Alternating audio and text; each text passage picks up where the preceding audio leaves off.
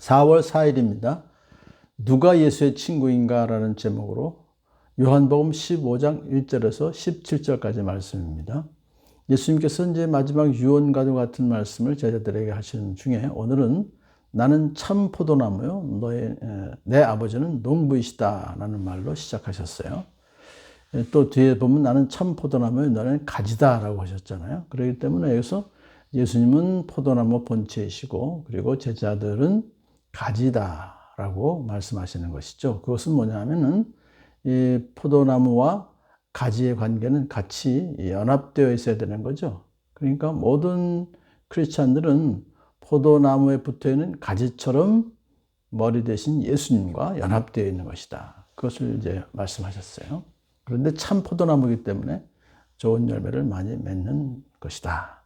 그런데 내 아버지는 농부이시다라고 말씀하셨죠. 그러니까 여기서 아버지는 하나님이시죠. 하나님은 포도원을 갖고 계시는 분이에요. 포도원 주인이시다. 이렇게 볼 수 있죠. 그러니까 최상의 포도를 생산하기 위해서 하나님은 포도나무들을 열심히 돌보시는 거예요.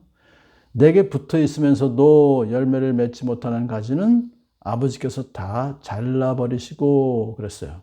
열매를 맺는 가지는 더 많은 열매를 맺게 하려고 손질하신다 라고 예수님 말씀하셨어요. 그러니까 하나님이 하시는 일은 뭐냐면은 열매를 맺지 못하면은 잘라버리시고 열매 맺는 가지는 손질하신다.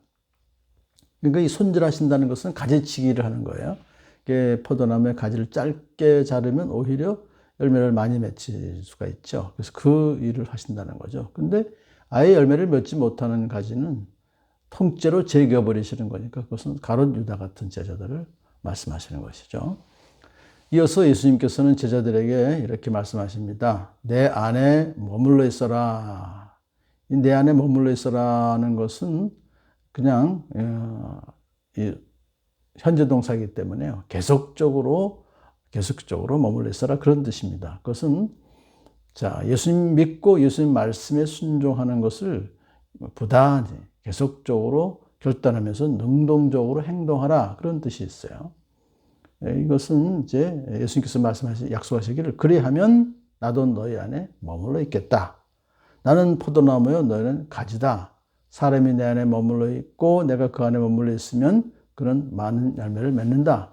그러니까 제자들에게 하신 말씀은 너희는 가지고 나는 포도나무니까 내 안에 머물러 있어야 너희들이 많은 열매를 맺는 것이다 라고 말씀하시는 거죠. 그렇게 강조하시는 그 이유는 자기의 부족함에 연연하지 말고 자기와 예수님과의 관계에서 나오는 충만함을 붙잡으라 그런 뜻입니다. 그러니까 예수님만은 머물러 있기만 하면 많은 열매를 맺기 때문에 자기가 뭐 능력이 부족하고 자기는 뭐 안 되고 그런 생각하지 말라 그런 뜻이죠. 자, 예수님을 떠나서는 우리의 노력이 열매를 맺지 못한다는 것을 여기서 또한 강조하고 있는 것입니다. 그러면 예수님 안에 머물러 있다는 것은 구체적으로 어떻게 하라는 것일까요? 이 구절을 통해서 알 수가 있습니다. 7절을 통해서 너희가 내 안에 머물러 있고 내 말이 너희 안에 머물러 있으면 이라고 했거든요. 그러니까 결국은 여기서 예수님의 말씀이 우리 안에 머물러 있다. 이걸 말하는 거죠. 그러니까 우리가 예수님 안에 머물러 있다는 것은 그런 뜻입니다. 그러므로 이 말씀은 예수님 말씀을 그냥 단지 머리로 믿기만 하는 것으로 그치는 것이 아니라 계속해서 예수님 말씀을 읽고 묵상하고 받아들이고 그리고 순종하는 데까지 가는 것을 말해요. 그렇게 되면 너희가 무엇을 구하든지 다 그대로 이루어질 것이다. 그 기도 응답 받는 비결은 다른 것이 아니라 결국은 예수님 말씀에 우리가 머물러 있는 것이에요. 그 말씀에 순종하는 것이죠. 그런데 그렇게 되면 우리가 예수님을 닮게 되고 그리고 우리의 간구를 하나님 기뻐하시게 되시죠. 그러니까 응답해 주시는 거예요. 자, 우리가 구하는 것은 하나님 뜻대로 구하는 것이 되므로 무엇이든지 예수님의 이름으로 구할 때 다 이루어질 것을 확신할 수가 있게 되는 것입니다. 자, 예수님께서 제자들에게 계속해서 말씀하십니다. 너희가 열매를 많이 맺어서 내 제자가 되면 이것으로 내 아버지께서 영광을 받으실 것이다. 이 포도원의 주인은 하나님이시고 내 아버지는 농부이시다 그랬으니까요. 농부이시는 하나님은 매일매일 포도나무가 잘 자라도록 햇빛과 비와 자양분을 주시고 가꾸시잖아요. 그래서 열매를 많이 맺기를 기대하시는데 추수 때가 되어서 많은 열매를 이제 추수하게 되면 하나님께서 얼마나 크게 기뻐하십니까? 이것이 바로 하나님께 영광이 되는 것이죠.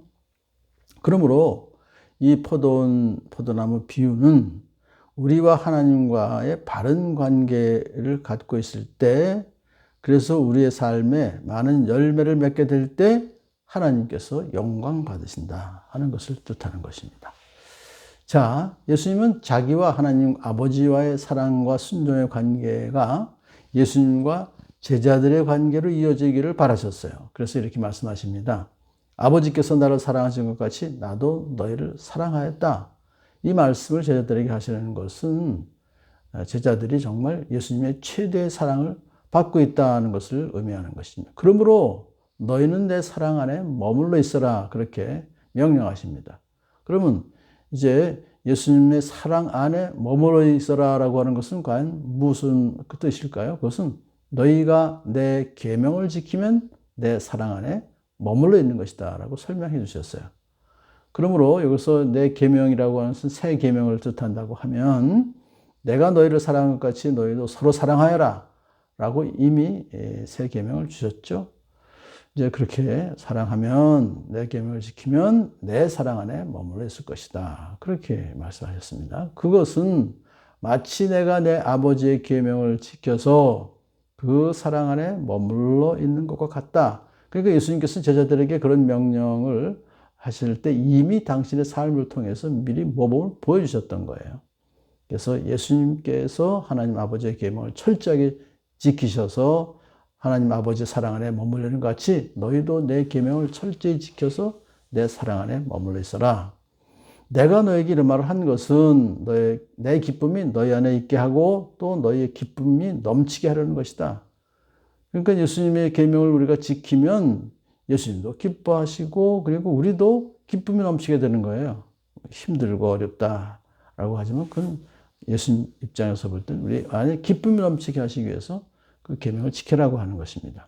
다시 한번 새 계명을 말씀하신 후에 그 예를 드는 것이 사람이 자기 친구를 위하여 자기 목숨을 내놓는 것보다 더 큰 사랑은 없다. 그런데 예수님은 당신의 목숨을 주실 만큼 우리를 사랑하셨어요.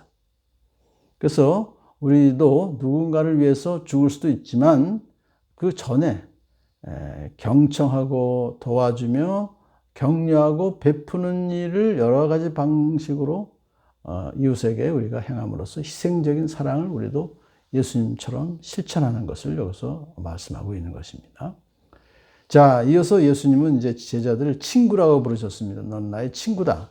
왜냐하면 예수님께서는 하나님께 들은 모든 것을 제자들에게 알려주셨기 때문에 친구 사이는 원래 비밀이 없잖아요. 그러니까 너희는 나의 친구다라고 말씀하셨어요. 근데 예수님께서 그렇게 말씀하신 그 이유는 제자들이 예수님의 그 메시지를 받아들여서 예수님 떠나신 후에 그들도 예수님의 복음을 전할 것을 이미 아셨기 때문에, 그렇게 또 그 임무를 맡기기 위해서 그들을 택하셔서 제자 삼으신 거 아닙니까? 그러므로 너희가 나를 택한 것이 아니라 내가 너희를 택하여 세운 것이다.